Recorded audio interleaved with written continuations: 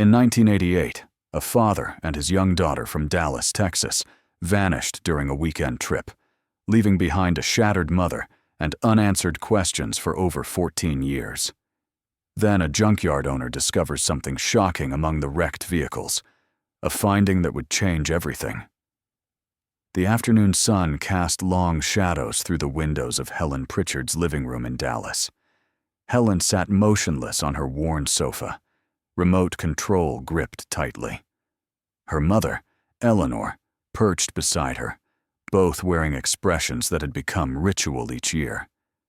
"It's time," Helen whispered, turning up the volume. The local news program appeared on screen. For 14 years, she had paid stations to broadcast a missing person alert on this anniversary. A commercial segment began. The screen displayed a family photo, a man with dark hair and kind eyes beside a smiling girl, next to an image of a burgundy Buick LeSabre. 14 years ago, Vincent Pritchard and his 7-year-old daughter Natalie disappeared during a road trip. They were last seen driving a 1982 burgundy Buick LeSabre, license plate KRV829. Contact Dallas police with any information. Helen clicked off the television. Eleanor squeezed her hand before heading upstairs. Alone, Helen crossed to the bookshelf and retrieved a photo album. Pages revealed frozen moments. Vincent beside the Buick he'd worked so hard to buy, Natalie's first school day, the three of them at White Rock Lake. "Where are you?" Helen whispered. The phone rang sharply. Helen answered, breathless. "Mrs. Pritchard, this is Sergeant Collins with Dallas Police. We received a report of potential evidence at a salvage yard in Waxahachie. Could be related to your case. Can you come identify what we found? We'll send a car in 10 minutes. "Yes," Helen replied immediately. "Yes, I'll be ready." She called upstairs. "Mom, police found something at a junkyard. They're picking us up." Eleanor descended quickly, weariness forgotten. They waited in tense silence until the patrol car arrived. Officer Ryan drove them south with little conversation. Margaret watched the landscape blur past. When they arrived at Morrison's Auto Salvage, Helen's stomach twisted at the police vehicles and yellow tape. Officer Ryan led them through junked cars toward a cluster of people. "Detective Torres," Ryan called. "Mrs. Pritchard and her mother are here." A tall, plainclothes man turned. "Mrs. Pritchard, Mrs. Clayton, I'm Detective Torres. Thank you for coming." "What did you find?" Helen asked. Torres stepped aside, revealing what they'd been surrounding. Helen's legs nearly gave out. There, crushed and rusted but unmistakable, was a burgundy Buick LeSabre. Vincent's car. The one he'd saved years to afford. The one he and Natalie had driven away in 14 years ago. "Oh my God," Eleanor whispered, gripping Helen's arm. Helen approached slowly, as if in a trance. The car was partially crushed, with officers photographing every angle. "We can't check the interior due to the condition," Torres explained, "but we need confirmation. Is this your husband's car?" Helen circled the vehicle, scanning every detail. She stopped at the rear wheel, pointing to a small dent. "Vincent hit a curb the week before they disappeared. We were going to fix it." She looked up, tears in her eyes. "Yes, this is their car." Torres nodded, gesturing to a nervous man at the edge. "This is Roy Timmons, the junkyard owner. He called us." Roy stepped forward. "I'm sorry, ma'am. I had no idea. It was scheduled to be crushed this morning. Afterward, I saw the missing person segment on TV and recognized it immediately." "How did it get here?" Helen demanded. "Who brought it?" Roy shifted uncomfortably. "That's the thing. I don't have any record of it. It's not in our system." "That's suspicious," Eleanor said sharply. "Mr. Timmons alerted us," Torres said. "We have no reason to believe he's involved." "I've been trying to figure it out myself," Roy insisted. "We have strict protocols." A woman in coveralls approached. "I saw Travis bring it in," she said. "Travis?" Torres asked. "Travis Langford," Roy explained. My partner. Runs the technical side. He's our head mechanic. Torres pulled out his phone. We need to speak with him. Call him. Roy dialed, then shook his head. No answer. I'll need his address, Torres said firmly. Roy wrote it down. South Dallas. Here. Torres turned to an officer. Send a unit to this address. Bring Mr. Langford in for questioning. He turned back to Roy. Is there anything of Mr. Langford's on the premises? His office, Roy said. But it's locked. Only Travis has the key. We'll need a warrant, Torres said to another officer. Get that started. Helen stood silently, eyes never leaving the crushed Buick. 14 years of wondering. And now this, the car that had carried her husband and daughter away, was here, crushed, but no sign of Vincent or Natalie. Let's search the area, Torres instructed. Mrs. Pritchard, Mrs. Clayton, your help identifying any personal items would be invaluable. Helen nodded. She and Eleanor followed officers as they methodically searched the junkyard. Hours passed, but nothing related to Vincent or Natalie surfaced. Eventually, they stood outside Travis Langford's locked office, waiting. Helen leaned against the wall, exhaustion etched into her face. Eleanor stood beside her, one arm wrapped around her daughter's shoulders. The afternoon wore on. 2 cruisers pulled into the junkyard. Helen straightened as she saw a third vehicle, a gray sedan, following behind. A man in his late 20s climbed out, wearing work clothes with the Junkyard logo. Torres approached immediately. Mr. Langford? The man nodded, confused. Yeah. What's going on? Officer said you needed to speak with me urgently. I'm Detective Torres. We're investigating a burgundy Buick in your junkyard, connected to a 14-year-old missing person case. Travis's eyes widened. The car that was crushed this morning? I heard Roy called you. Torres nodded toward Helen and Eleanor. This is Helen Pritchard and her mother, Eleanor Clayton. The Buick belonged to Mrs. Pritchard's husband, who disappeared with their daughter 14 years ago. Travis approached, expression somber. I'm so sorry. Travis Langford. He offered his hand. Helen took it hesitantly. The car wasn't logged into your system, Torres continued. A coworker said she saw you bring it in. We'd like to know how you got it. Travis ran a hand through his hair, sighing. Yeah, weird situation. About a week ago, an older man brought it in when Roy wasn't around. Said he didn't need it anymore. Wanted it destroyed. Did he give you his name? Torres asked. Travis shook his head. No, and that's what was strange. He paid cash. Good amount, too. But when I tried to get his information for records, he just ran off.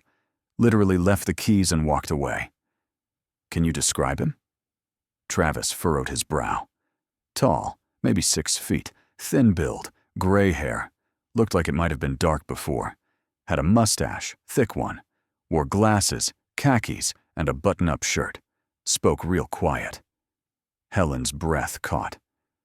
That sounds like Vincent, she whispered to Eleanor. What? Eleanor said loudly. But that's impossible. Torres turned to them. Mrs. Pritchard, are you saying this matches your husband? Helen nodded slowly, hands trembling. It could be. The height, build, mustache. Vincent always wore button-ups, even weekends. Torres looked back at Travis. How old would you say this man was? Hard to tell, Travis replied. Maybe 50s. Could have been younger. He looked tired, weathered. Eleanor shook her head. This doesn't make sense. Why would Vincent get rid of the Buick? And why now? After 14 years? And where's Natalie? Torres held up a hand. Let's not jump to conclusions. We need to investigate. He turned to Travis. We'd like to search your office, Mr. Langford. Travis nodded. Of course, nothing to hide. He pulled out keys. Follow me. As they walked toward the offices, Helen and Eleanor exchanged troubled glances. When they reached the office, Travis unlocked the door, stepping aside for Torres. "Please wait out here," Torres told Helen and Eleanor. "We'll let you know if we find anything." As police entered, Eleanor suddenly clutched her chest, breathing labored. "Mom," Helen said, alarmed. "What's wrong?" "My inhaler," Eleanor gasped, fumbling in her purse. Helen found it and helped her mother use it, watching as Eleanor's breathing steadied. "I'm okay," Eleanor insisted, though pale. "Just overwhelmed." "Should we call an ambulance?" Torres had rushed over. Eleanor shook her head. "No, I'll be fine. Just need to rest." While Helen tended to her mother, the office search continued. Occasionally, an officer emerged with items, but Helen shook her head each time. None belonged to Vincent or Natalie. After nearly an hour, Torres emerged. "We've completed our search. Unfortunately, nothing directly connected to your husband or daughter." Helen's shoulders slumped. "So we're no closer to understanding." "Finding the Buick is significant," Torres assured her. "Now, we figure out who brought it here, and why." He turned to Travis. "Mr. Langford, we'd like you at the station for a formal statement." Travis nodded. "Of course, whatever helps." "Mrs. Pritchard, Mrs. Clayton, we'd appreciate if you'd come as well," Torres continued. "We'd like to review the case with you." "We'll come," Helen said firmly. "I'll drive my own car," Travis offered. Torres considered, then nodded. "That's fine. We'll expect you within the hour." As they walked to the cruiser, Helen supported her mother. "Are you sure you're up for this?" "I wouldn't miss it," Eleanor said. "If there's even a chance of finding out what happened, I need to be there." They climbed into the cruiser, watching Travis get into his sedan. As the convoy pulled out, the sun blazed high, casting sharp shadows across the crushed burgundy Buick. Fluorescent lights cast harsh shadows across faces in the small conference room. Helen and Eleanor sat on one side, Torres and another officer across from them. Travis had given his statement separately. "Let's go through the timeline again," Torres said, opening a thick file. Vincent and Natalie left on a Saturday morning, September 18th, 1988. Vincent had his dental practice here in Dallas. He was well respected, had built it from nothing. And Natalie? A small smile touched Helen's lips. She was 7, so bright, so full of energy.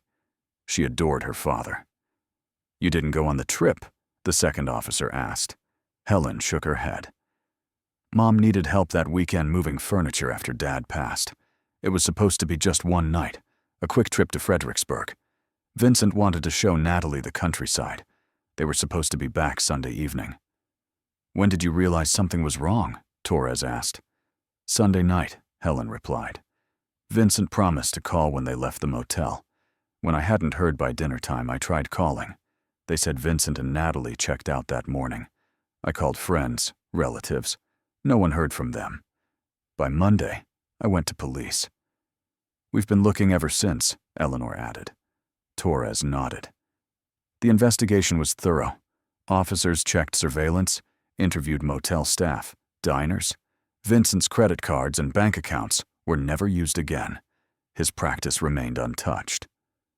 "The technology back then wasn't what it is now," the second officer added. "No cell phones to track, fewer cameras."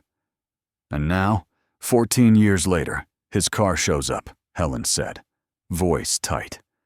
"Brought in by a man matching Vincent's description." Heavy silence fell. Torres leaned forward. "Mrs. Pritchard, I have to ask, is it possible your husband left voluntarily?" Helen stiffened. "Absolutely not. We had a good marriage. He adored Natalie. His practice was thriving. There was no reason." "People sometimes have secrets," Torres said gently. "Not Vincent," Helen insisted. "And even if that were true, which it isn't, he would never have taken Natalie from me. Never." The door opened and an officer entered. "Travis Langford's statement has been processed. He's waiting in the lobby." Torres nodded. "Thank you." He turned back to Helen and Eleanor. "We'll continue investigating. The car will be thoroughly examined. We'll try to trace its movements. In the meantime, I recommend you go home and rest." Helen glanced at her watch, surprised it was past 2 p.m. "Yes, I suppose." "We can have an officer drive you," Torres offered, standing. They made their way to the lobby where Travis sat scrolling through his phone. He stood when he saw them. "All done?" he asked.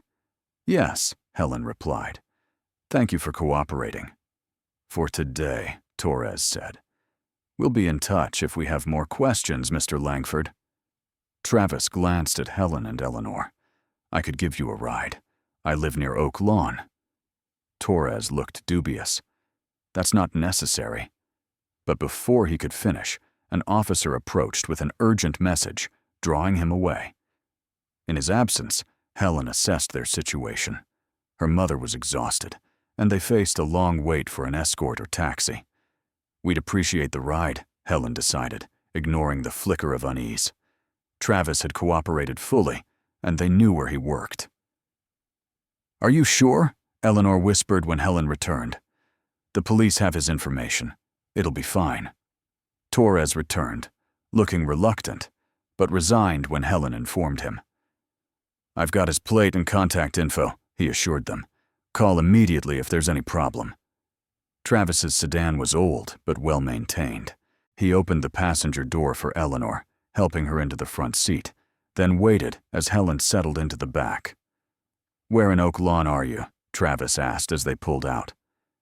"Cedar Springs near Lemon," Helen replied, tone neutral. Travis nodded. "I'm on Cole Avenue, not far at all. Funny we've never crossed paths." "Thank you for the ride," Helen said. The afternoon traffic was light as they headed north. Travis maintained casual conversation about the neighborhood, city changes. Suddenly, Eleanor gasped, patting her pockets. "What's wrong?" Helen asked, alarmed. "My inhaler," Eleanor said, voice tight. "I think I left it at the Junkyard office when I had that attack." "Are you feeling okay?" Helen asked, concerned. "I'm fine now," Eleanor assured her. "But I need it. It's prescription, just got it last week. It was expensive." Travis glanced over. "I have asthma too. If you need an inhaler, I have a spare at my place. We could swing by." Helen shook her head. "That's kind, but maybe we could stop at a pharmacy." "It's prescription," Eleanor insisted. "I don't want to waste money when mine's probably sitting on a desk. We could just go back and get it." "Now?" Helen asked, surprised. "But the Junkyard's an hour away." "I don't mind driving you back," Travis offered. "Really, no trouble." "We couldn't ask you to do that," Helen protested. "We can take a taxi." Eleanor shook her head. "That would be expensive, Helen. Mr. Langford is offering to help." "Please call me Travis," he said. "And seriously, I don't mind. That Junkyard's practically my second home. We can be there and back in a couple hours." Helen looked at her mother's determined face and sighed. "If you're sure, Mom." "I am," Eleanor said. "I don't want to waste a perfectly good inhaler." "Settled then," Travis said, signaling to turn around. "Back to Waxahachie we go." The dashboard showed 3:15 p.m. as Travis's sedan pulled into Morrison's auto salvage. Police had finished processing, though the crushed Buick remained cordoned with yellow tape. Only a few employees were still working. They climbed out and made their way to the main office. Roy Timmons looked surprised. "Travis, Mrs. Pritchard, I thought you all left with police hours ago." "We did," Travis explained, "but Mrs. Clayton thinks she left her inhaler here during her asthma attack." Roy's face softened. "Oh, I see. Actually, I found it after everyone left. Put it in Travis's office for safekeeping, figuring he'd know how to get it back to you." "How thoughtful," Eleanor said. "Would you mind if I get it now?" "Of course," Roy replied. "Travis, you've got the key." Travis fished out his key ring. Helen and Eleanor followed him down the hallway toward his office. He said he'd just step inside to grab it. Helen sank into a worn plastic chair, exhaustion etched on her face. Eleanor, however, paced near the doorway. As Travis opened the door and went inside, Eleanor frowned, narrowing her eyes, as if something caught her attention. "How are you holding up, Mom?" Helen asked quietly. "I'm okay," Eleanor assured her, "just overwhelmed." A few minutes passed. Helen grew restless. "What's taking him so long? It's just an inhaler." Eleanor shifted, then straightened, eyes widening. "Helen," she whispered urgently. "When Travis opens the door to come out, look at the top shelf of the glass cabinet across from the door." "What?" "Why?" Helen asked, confused. I caught a glimpse when he went in," Eleanor explained hurriedly. "I think I saw a pink backpack up there between some books. It looks like Natalie's." Helen's heart skipped. "That's impossible, Mom. Natalie's backpack was with her when she disappeared." "Just look," Eleanor insisted. "It's the exact same shade." Before Helen could respond, footsteps announced Travis's return. As the door swung open, both women instinctively looked past him. Through the doorway, Helen could see a glass-fronted cabinet against the far wall.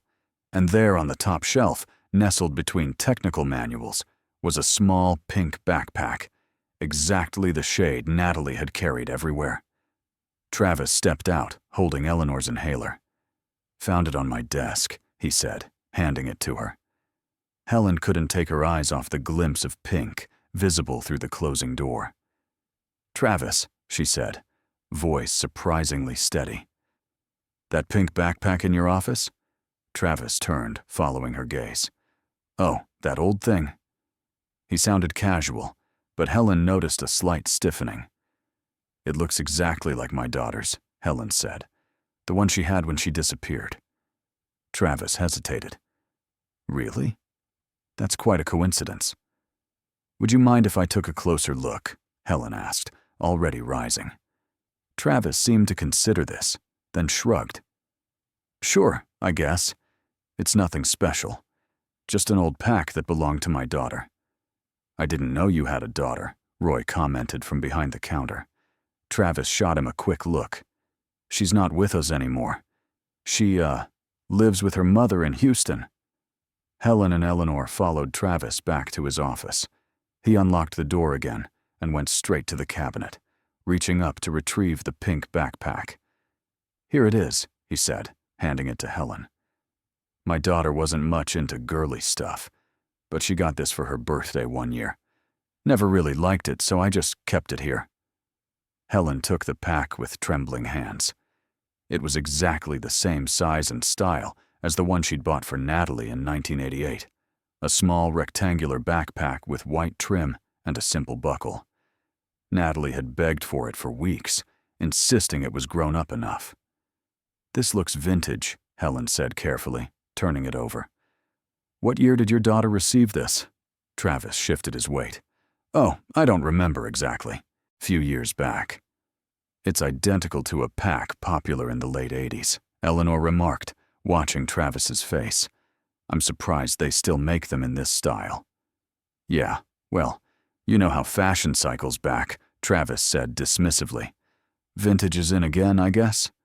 Helen opened the pack, but it was empty. She examined the interior, running her fingers along the lining. "It's in remarkably good condition for a child's pack." "Like I said, she barely used it," Travis replied. "You can keep it if you want. I've just been keeping it here, gathering dust." Helen's head snapped up. "You'd give away your daughter's birthday present?" Travis shrugged. "It's not like she's missing it. Besides, if it brings you comfort, reminds you of your daughter, why not?" "That's generous," Helen said slowly. "Are you sure?" "Absolutely," Travis said, expression unreadable. "Didn't the police see this when they searched earlier?" Eleanor asked suddenly. Travis nodded. "Yeah, they looked at everything. I told them it was my daughter's and they moved on. Just a personal item. Nothing suspicious." Eleanor took the pack from Helen and turned it over, examining it closely. Inside, she found a small white ribbon tag sewn into the lining. She squinted, then frowned. "There's no manufacturer information on this tag," she said, showing it to Helen. "It looks like something was printed here before, but it's been erased somehow. Helen leaned in. Sure enough, the tag bore faint traces of what might have once been text, but was now impossible to read. That's strange, she murmured, then looked up at Travis. What kind of birthday present doesn't have any tags or branding? I wouldn't know, Travis said, impatience creeping into his voice. It was given by a friend at her school. Helen ran her fingers over the material again, noting the familiar texture and weight. It felt exactly like Natalie's pack, the one she'd been so proud to carry everywhere, the one she insisted on taking on that final road trip. We'll keep it, Eleanor announced suddenly, clutching the pack to her chest. If you're sure it's okay.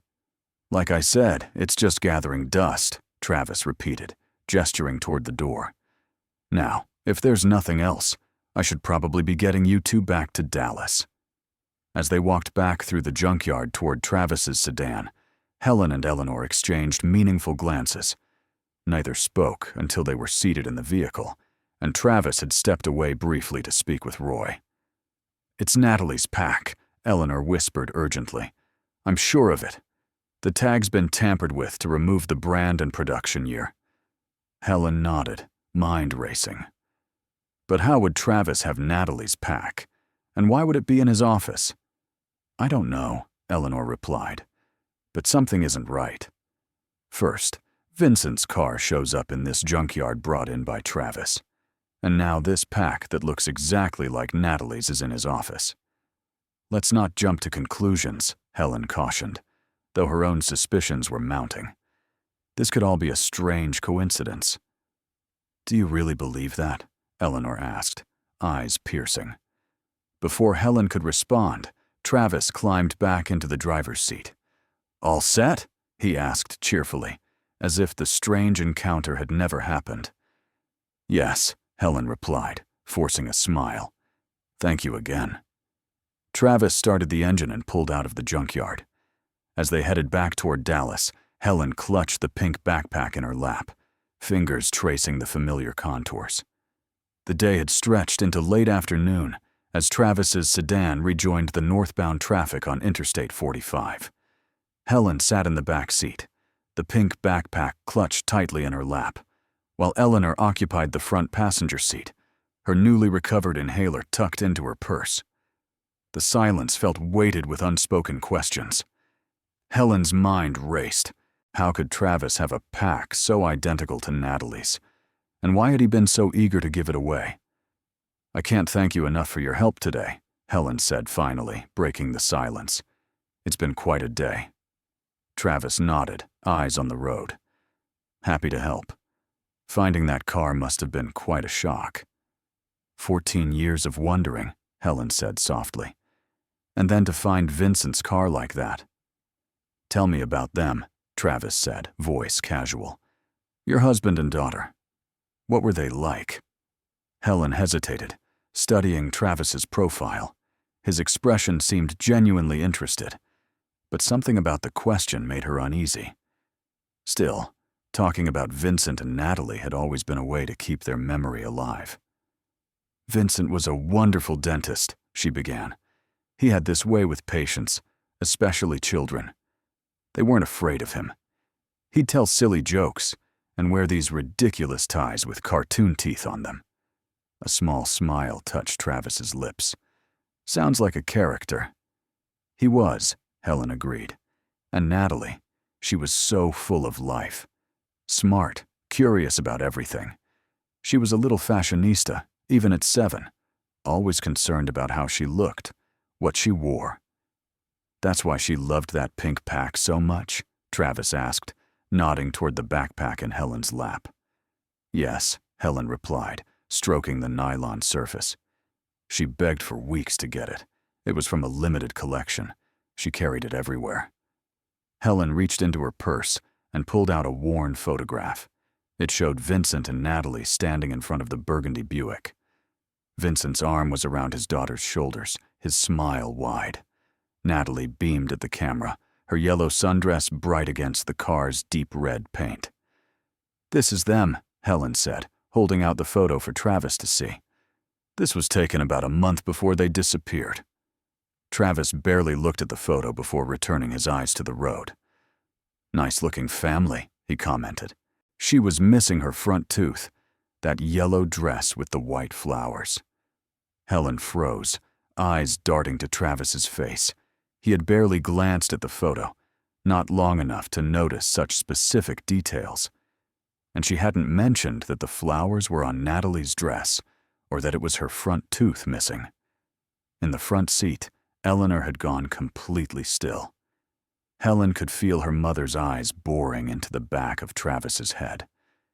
"Yes," Helen said carefully, returning the photo to her purse with trembling hands.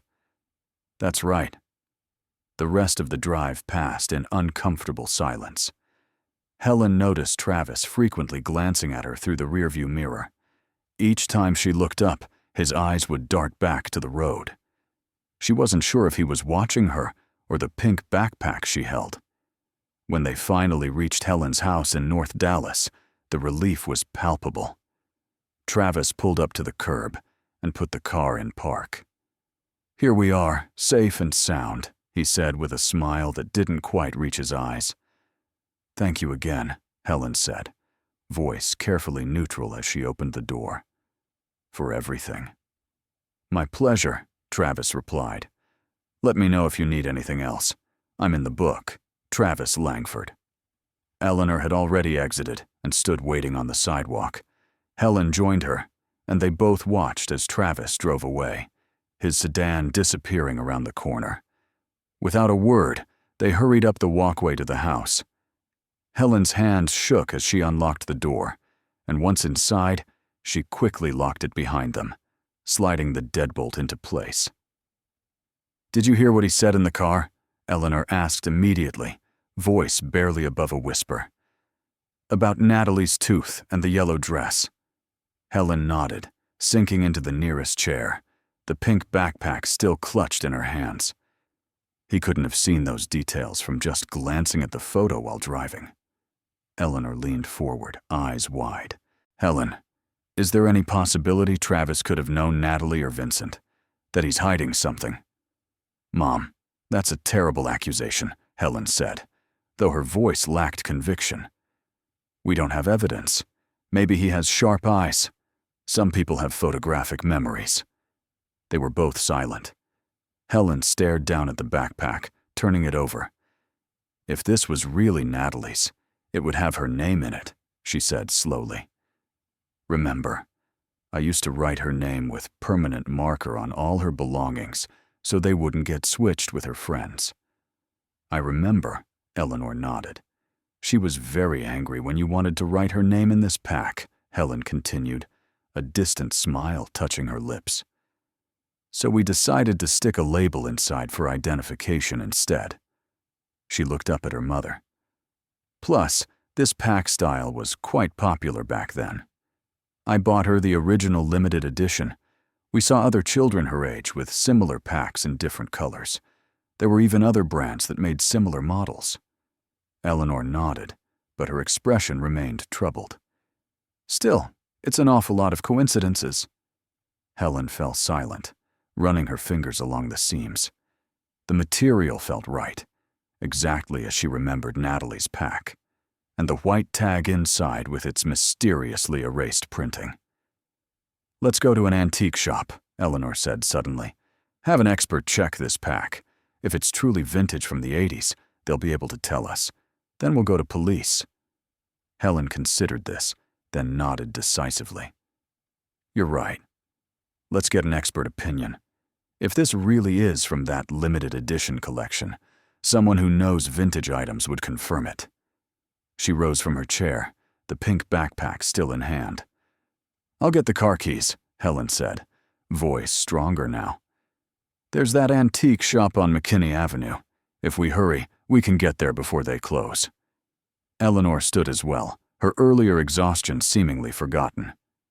"Let's go. We need to know what we're dealing with."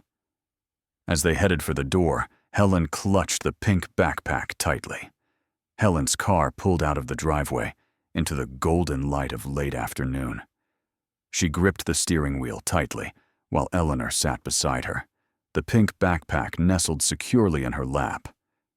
"McKinney Antiques should still be open," Helen said, checking her watch.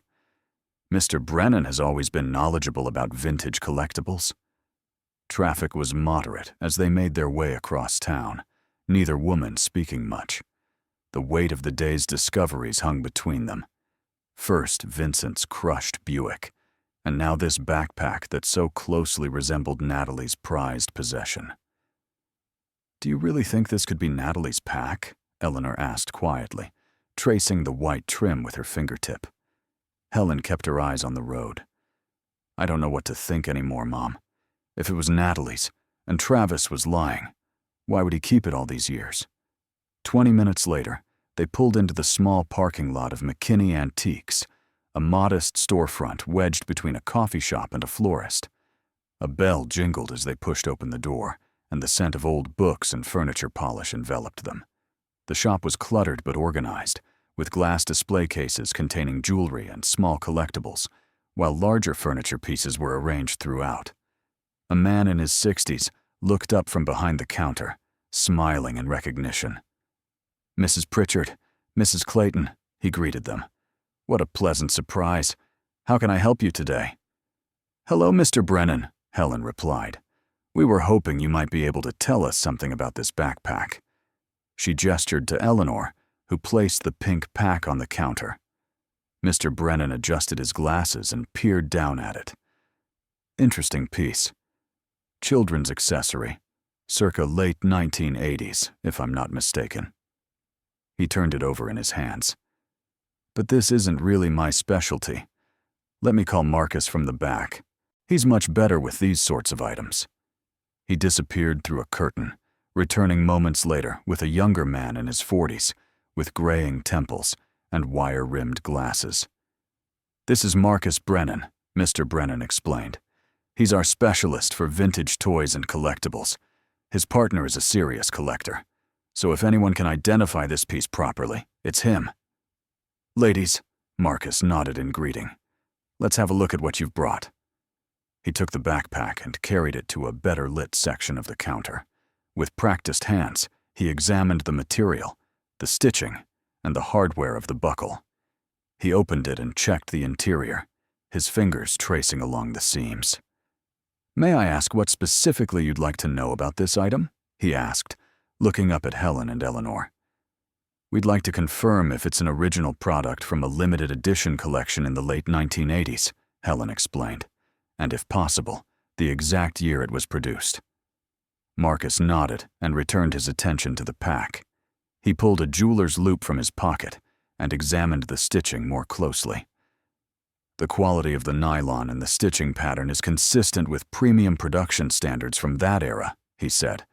The specific pink color was part of a limited collection, if I recall correctly.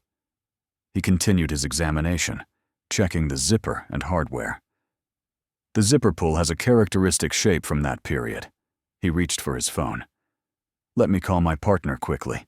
He'll know more specific details." As Marcus stepped away to make the call, Helen and Eleanor exchanged hopeful glances. "He seems to think it's authentic," Eleanor whispered. "But that doesn't prove it's Natalie's," Helen cautioned. "Just that it's from the right time period." Marcus returned a few minutes later, setting his phone down. "My partner confirms this is almost certainly from a limited edition collection, specifically from a 1987 to 1988 run. They only produced this particular shade of pink for about 6 months." He turned his attention to the white tag inside the pack. "This is interesting, though," he said, frowning slightly. "The identification tag has been tampered with." "Tampered with?" Helen leaned closer. Marcus nodded, pointing to the tag with a pen. "See how the fabric is slightly puckered around the edges? And this discoloration here?" He indicated several spots on the small white ribbon. "It appears someone deliberately removed the printing, likely using some kind of heat treatment, probably a household iron." He turned the tag toward the light. You can still see where the ink was. The heat weakened and essentially plasticized the surface of the tag. It doesn't smell of burning polyester anymore, but the damage pattern is characteristic of heat application. He pointed to the surrounding fabric. There's also slight physical wear showing signs of damage to the lining around the tag, also consistent with heat treatment. Someone deliberately attempted to remove whatever identifying information was printed here. Helen's heart pounded. Could it have just faded naturally over time? Marcus shook his head. No, this is deliberate. Natural fading would affect the entire tag uniformly. This shows concentrated damage specifically where the printing would have been. He looked up at them curiously. If you don't mind my asking, why is this particular pack so important? Helen hesitated, then decided on a partial truth. It's very similar to one my daughter had many years ago. I was curious if it could be the same model. Marcus nodded, seemingly satisfied. Well, I can tell you with confidence that this is an original product from a 1987 to 1988 limited edition line. My partner would be happy to provide more details if you'd like to bring it by sometime when he's here. Thank you, Helen said, voice slightly unsteady. You've been extremely helpful. Marcus carefully handed the pack back to her. Is there anything else you'd like to know about it? No, that's all we needed, Eleanor replied, reaching for her purse. What do we owe you for your time? Marcus waved away the suggestion. Nothing at all. Always happy to identify a vintage piece. They thanked both men and made their way back to the car. Once inside with the doors closed, Eleanor turned to Helen, expression grave. Helen, someone deliberately removed the identification from this pack, she said quietly. Helen stared down at the backpack in her lap, fingers tracing the outline of the heat-damaged tag. I know. We need to take this to police, Eleanor said firmly. They need to know about Travis's connection to both Vincent's car and this pack. Helen nodded slowly. You're right. Even if this isn't Natalie's, even if Travis's daughter really did just get it from a school friend, police should know. She started the car, hands steadier, now that they had a plan. We'll go straight to the station. Detective Torres should still be there. As they pulled out of the parking lot, the pink backpack rested between them. Helen's mind filled with questions about Travis Langford and his connection to her family's disappearance. Questions she hoped police might finally be able to answer.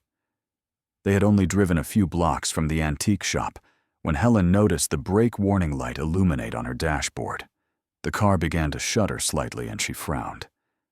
That's strange, she murmured, tapping the brake pedal experimentally.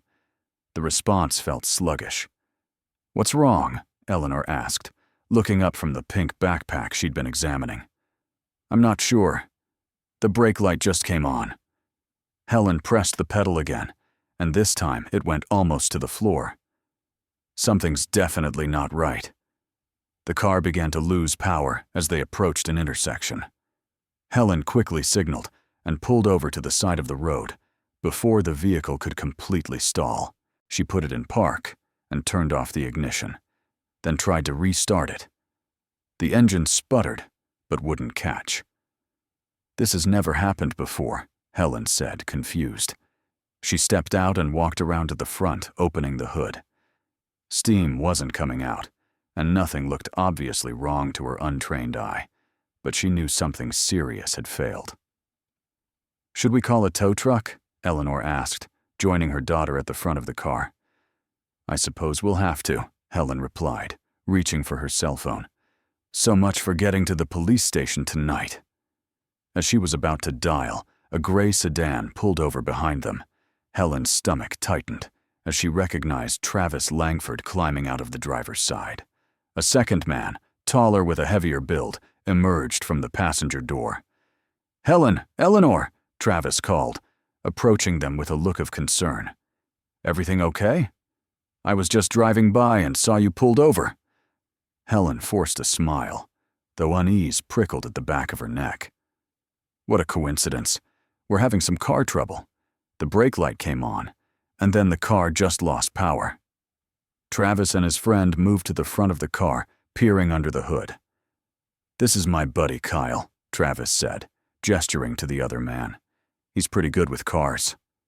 Kyle nodded at them before bending to examine the engine. "What happened exactly?" Helen repeated the symptoms while Kyle prodded at various components. After a few minutes, he straightened up, wiping his hands on his jeans. "Looks like your brake line is leaking fluid," he said. "And it might have affected your transmission too. Not safe to drive like this." "Can you fix it here?" Helen asked. Kyle shook his head. "Nah, this needs proper tools. Parts too, probably." Travis stepped forward. "Where were you headed? Maybe we can give you a lift." "We were going to the police station, actually," Eleanor said, clutching her purse tightly. "The police station?" Travis's eyebrows rose. "Everything okay?" "Yes, just some follow-up about Vincent's car," Helen said vaguely, reluctant to mention the backpack. "Well, I can call for a tow and have your car brought to the junkyard," Travis offered. "We've got all the tools there, and I can get it fixed up for you. Probably cheaper than a regular garage, too." "That's very kind," Helen began. "But I'd like to go to the police station first," Eleanor interrupted firmly. "We can deal with the car afterward." Travis and Kyle exchanged a quick glance that Helen almost missed. "Mom," Helen said, touching Eleanor's arm. "Maybe it makes more sense to deal with the car first. We can always call Detective Torres from the junkyard if needed." "Helen's right," Travis said smoothly. "No sense letting the car sit out here all night. Let me call our tow truck, and we'll get this sorted out." Before either woman could protest further, Travis had pulled out his phone and made a call. "They'll be here in about 10 minutes, he announced after a brief conversation. The next several minutes passed in uncomfortable silence. Helen could feel Eleanor's disapproval radiating beside her. The tow truck arrived exactly when Travis had predicted. The driver, a burly man with tattoos covering his forearms, barely spoke as he hooked up Helen's car. "All set," Travis said as the tow truck pulled away with Helen's sedan. "You ladies can ride with us to the junkyard. We'll get that car fixed up in no time." Helen and Eleanor hesitated by Travis's sedan. Eleanor lingered by the rear bumper, her eyes narrowing as she studied the license plate. "You coming?" Travis called, already climbing into the driver's seat with Kyle next to him. "Yes, of course," Helen replied, opening the back passenger door. Eleanor remained where she was, staring at the plate number. "Mom," Helen called. With visible reluctance, Eleanor finally moved toward the car. As she climbed into the back seat beside Helen, she whispered very lowly in her daughter's ear, "I don't like this. I have a bad feeling. We should have called police for help." Helen patted her mother's hand reassuringly, but a flicker of doubt had ignited in her mind. Why had Travis appeared so conveniently, just as their car broke down? And why was he so insistent on taking them to the junkyard? "Actually, Travis, I've changed my mind," she said. "It would be more helpful if you could drop us off at the police station instead of heading back to the junkyard." "Sure," Travis said.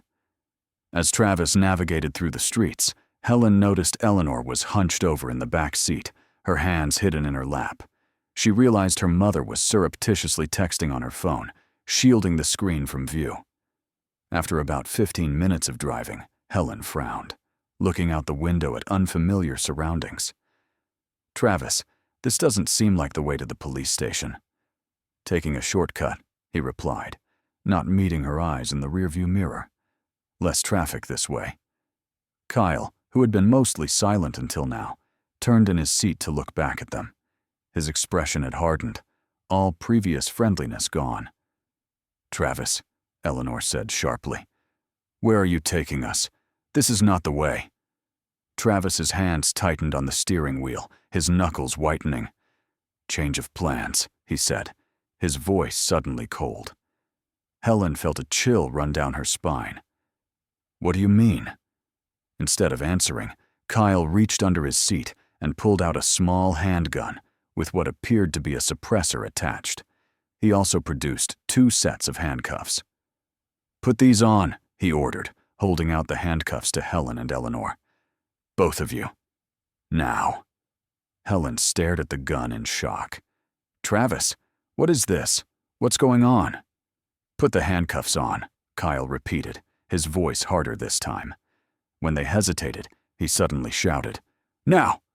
Put them on or I'll shoot!" His sudden aggression was terrifying, and both women flinched.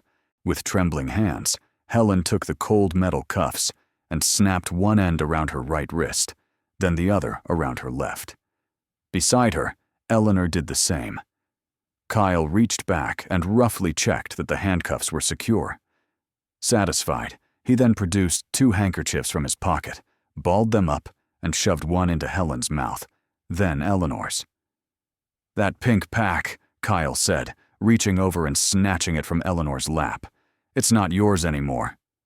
He pushed both women harshly, forcing Helen down onto the floor of the back seat, while Eleanor was shoved sideways across the back seat.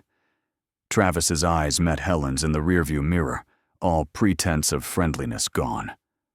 "Be quiet," he said coldly, "or you'll never see another daylight." As the sedan continued down the increasingly rural road, Helen's mind raced with terror. The pink backpack had been important enough to Travis that he was willing to kidnap them for it. Whatever connection it had to Natalie and Vincent, Travis was clearly desperate to keep that information hidden. Through her fear, Helen caught Eleanor's eye. Her mother's expression communicated a clear message. "I texted someone. There's hope."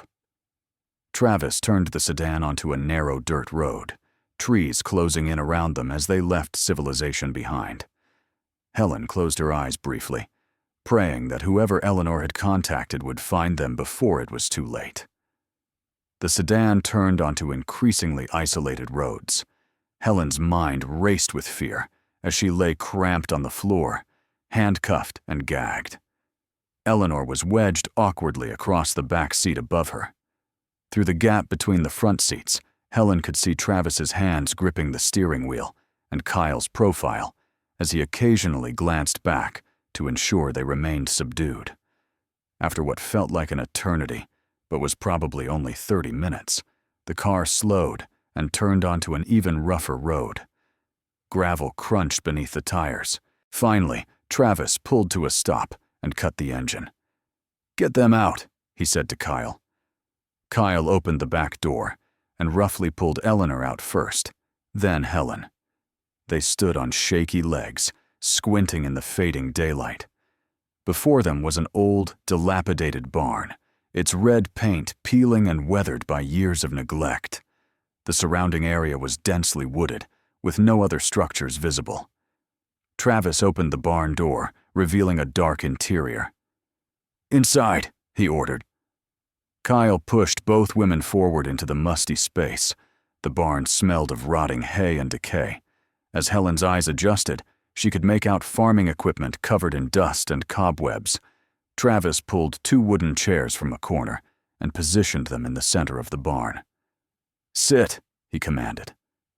When Helen and Eleanor complied, Kyle produced rope from a bag he'd carried in and began tying them securely to the chairs. He removed the gags from their mouths once they were fully restrained. "What do you want from us?" Helen demanded, her voice hoarse. Travis crouched down in front of her, his expression cold. "You should have left well enough alone. That backpack, you should never have seen it." "It belonged to my daughter," Helen said. "Didn't it?" Travis didn't respond. Instead, he stood and began pacing. Kyle leaned against a wooden beam, arms crossed, watching them both carefully. "Where are Vincent and Natalie?" Eleanor asked, her voice stronger than Helen expected. "What did you do to them?" Travis stopped pacing and turned to face them. For a long moment he said nothing. Then he sighed, as if making a decision. "You want to know what happened 14 years ago?" he said quietly. "Fine. You're not leaving here anyway. So what does it matter?" He pulled up another chair and sat facing them, elbows on his knees. 14 years ago I was different. Younger. Stupider. I was working odd jobs, barely making ends meet. I had a drug problem back then. Needed money badly. He paused, running a hand through his hair. I was working at a rest stop off Highway 67, near Glen Rose. It was late evening, almost dark. This burgundy Buick pulled in. Vincent's Buick. Helen's breath caught. Vincent stopped at a rest stop, Travis continued. He went to use the bathroom, left his daughter, Natalie, in the car. She was listening to music, didn't even notice when I approached. His voice grew quieter. I saw her backpack on the seat. Thought maybe there was money in it, something I could take quickly while the father was inside. "You robbed them?" Eleanor said, voice tight with anger. Travis shook his head. "I tried to, but when I opened the car door, Natalie screamed, loud. I panicked, tried to quiet her down. Vincent heard and came running out of the building." He stood up abruptly, resuming his pacing. "Vincent tackled me, started yelling for help. But the rest stop was empty. Just us. We fought. I was high, not thinking straight. There was a tire iron in my hand. I'd been using it to pry open car trunks. In the struggle," he trailed off. "You killed him," Helen whispered, horror washing over her. "It was an accident," Travis said defensively. "I didn't mean to." But he fell and hit his head on the concrete. Hard. There was so much blood. He was breathing heavily now, lost in the memory. "And Natalie," Eleanor demanded. Travis's face darkened. She saw everything. She was screaming, crying. I didn't know what to do. "Kyle here." He gestured to his accomplice. "He was my friend back then. Helped me dispose of bodies for drug dealers. I called him, panicking. He came and helped me figure out what to do." Kyle spoke for the first time since they'd entered the barn. "We couldn't leave witnesses. The kid saw Travis's face, knew what he looked like. She could identify him." Helen felt bile rise in her throat. "What did you do to my daughter?" Travis wouldn't meet her eyes. We drove them both away in Vincent's car, took them deep into the woods, far from anywhere people would look. His voice became almost inaudible. "We buried them there. Together." Eleanor let out a choked sob. Helen felt numb, the reality of what she was hearing too overwhelming to fully process. "You murdered my family," she said, voice hollow. "And then you kept Natalie's backpack? Why?" Travis finally looked at her. "I don't know. I took it from the car before we buried them. Kyle said I was stupid to keep it, that it was evidence. But I couldn't throw it away. It felt wrong somehow after what I'd done. So I hid it in my office at the Junkyard years later when I started working there." "And Vincent's car?" Helen asked. "We kept it hidden for years," Kyle said. "Moved it around to different locations, old storage units, abandoned lots. Recently decided it was time to get rid of it permanently. Travis brought it to his junkyard to be crushed." "But that stupid TV segment," Travis spat. "I didn't know Helen had been paying for those anniversary broadcasts. When Roy saw it after the car was already crushed and called the police, everything started unraveling." "You sabotaged my car," Helen realized. "Didn't you?" "When we left the antique shop." Travis nodded. "Followed you from my place after I dropped you off. Saw you go into that antique shop with the backpack. I knew you were getting it authenticated. Knew you'd figure it out. So Kyle and I cut your brake line when you came out. We were parked down the street waiting. And the police are looking for us right now," Eleanor said suddenly, a hint of defiance in her voice. "I texted Detective Torres before you pulled the gun. Told him you were taking us somewhere suspicious. Gave him your license plate number." Travis's face went pale. He exchanged a panicked look with Kyle. "What?" Kyle stepped forward, grabbing Eleanor roughly. "You're lying. You didn't have time." "Check her phone," Travis said urgently. Kyle pulled Eleanor's phone from her purse, which he'd confiscated earlier. He scrolled through it, his expression darkening. "She's telling the truth. Message sent to a Detective Torres 20 minutes ago. Says, Travis Langford kidnapping us. License plate JKM 473, heading south from McKinney Ave. Travis cursed violently. They'll be looking for my car. They'll find us. We need to move, Kyle said, his earlier calm replaced by obvious panic. Now, we finish this and get out of Texas. Wait, Helen said desperately. Where did you bury them? Please, just tell me where Vincent and Natalie are. Let me bring them home. Travis looked at her for a long moment. Perhaps it was guilt, or perhaps he knew they'd be caught anyway. But he spoke. East of Glen Rose. There's an old abandoned ranch off Farm Road 201. About 3 miles down a dirt path, there's a clearing with a fallen oak tree. They're buried beneath it. Together, like I said. Travis, shut up, Kyle snapped. You're giving them everything they need. It doesn't matter, Travis said dully. It's over. The police have my plate. They'll find us eventually. He looked at Helen again. I'm sorry. For what it's worth, I've regretted it every day for 14 years. That's why I couldn't throw away her backpack. It was all I had to remember. He stopped himself. The sound of sirens in the distance cut through the tension, faint but growing louder. Kyle's head snapped toward the barn door. They found us already. How? Eleanor's text, Travis said. They must have tracked it, or found my car on traffic cameras. We don't have much time. Kyle pulled out his gun. Then we end this now. No witnesses, just like before. No, Travis said, stepping between Kyle and the two women. No more. I'm done. I've carried this for 14 years. I can't do it again. You're being stupid, Kyle snarled. They'll put us away for life. We're already going away for life, Travis shot back. But I'm not adding 2 more murders to the list. It's over, Kyle. The sirens were much closer now.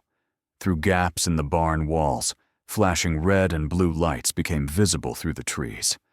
Kyle hesitated, gun still raised, then apparently decided escape was more important than revenge. He bolted for the back of the barn and disappeared through a rear door. Travis stood motionless as the sirens surrounded the barn. Car doors slammed, voices shouted commands. Dallas police, come out with your hands up. Travis walked to Helen and Eleanor, pulling a knife from his pocket. For a moment, Helen thought he'd changed his mind, but instead he cut through the ropes, binding them to the chairs. I'm sorry, he said quietly, for everything. Then he walked to the barn door, opened it, and stepped out with his hands raised. I'm unarmed, he called out. The hostages are inside, unharmed. Helen and Eleanor stumbled to the door, blinking in the bright lights from multiple police vehicles. Officers rushed forward, checking them for injuries, wrapping blankets around their shoulders. Detective Torres appeared, his face tight with concern. Mrs. Pritchard, Mrs. Clayton, are you hurt? We're okay, Helen managed. Travis told us everything. He killed Vincent and Natalie 14 years ago. He told us where they're buried. Torres nodded grimly. We'll get a team out there immediately. Travis Langford, you're under arrest for kidnapping, murder, and conspiracy. Officers handcuffed Travis and led him to a patrol car. In the distance, Helen could hear shouting and crashing through the woods, officers pursuing Kyle. Helen sank to the ground, overwhelmed. Eleanor knelt beside her, wrapping her arms around her daughter. We found them, Eleanor whispered. After all these years, we can finally bring them home. Helen nodded, tears finally streaming down her face, not tears of joy. How could there be joy in this? But tears of closure. The 14-year question mark had finally been replaced with a terrible period. 3 days later, Helen stood at the edge of a clearing east of Glen Rose, watching as forensic teams carefully excavated beneath the fallen oak tree Travis had described. Detective Torres stood respectfully nearby, along with Eleanor. It was early morning, mist still clinging to the ground. We found something, one of the technicians called out. Torres approached, then gestured for Helen to stay back. Let them work, Mrs. Pritchard. We'll confirm before you come closer." Helen waited, heart pounding, as the team worked methodically. Finally, after what felt like hours but was probably only 30 minutes, the lead forensic investigator approached Torres. They spoke quietly. Then Torres walked back to Helen and Eleanor. "It's them," he said gently. "Based on preliminary examination, 2 sets of remains, 1 adult male, 1 child. We'll need dental records and DNA for confirmation, but—" He didn't need to finish. Helen nodded, unable to speak. Eleanor gripped her hand tightly. "We'll take care of them," Torres promised. "Treat them with dignity. They'll be returned to you for proper burial." "Thank you," Helen whispered. 2 weeks later, Helen stood in the cemetery, surrounded by friends and family she hadn't seen in years. 2 caskets, one large, one heartbreakingly small, sat before her, finally at rest. The memorial service was beautiful. People shared memories of Vincent's kindness, his terrible jokes, his dedication to his patients. They spoke of Natalie's bright spirit, her infectious laughter, her dreams of becoming a teacher. As the sun set, casting golden light across the cemetery, Helen placed a single rose on each casket. The pink backpack, Natalie's backpack, had been returned to her after the trial. Helen had placed it in Natalie's casket before the service. It belonged with her. Travis Langford had pleaded guilty to 2 counts of murder, kidnapping, and conspiracy. He was sentenced to life in prison without possibility of parole. Kyle had been caught 3 days after the barn incident, hiding in a motel near the Mexican border. He faced the same charges. At the trial, Travis had testified in detail about that night in 1988. He expressed remorse, though Helen knew no amount of remorse could undo what he'd done. The judge had been unmoved. "You took a father and daughter," the judge had said at sentencing. "You buried them like they were nothing. You robbed this family of 14 years of closure. The law demands justice, and justice you shall receive." Now, standing at their graves, Helen felt a strange mix of emotions. Grief, certainly. Grief that had been waiting 14 years to be properly felt.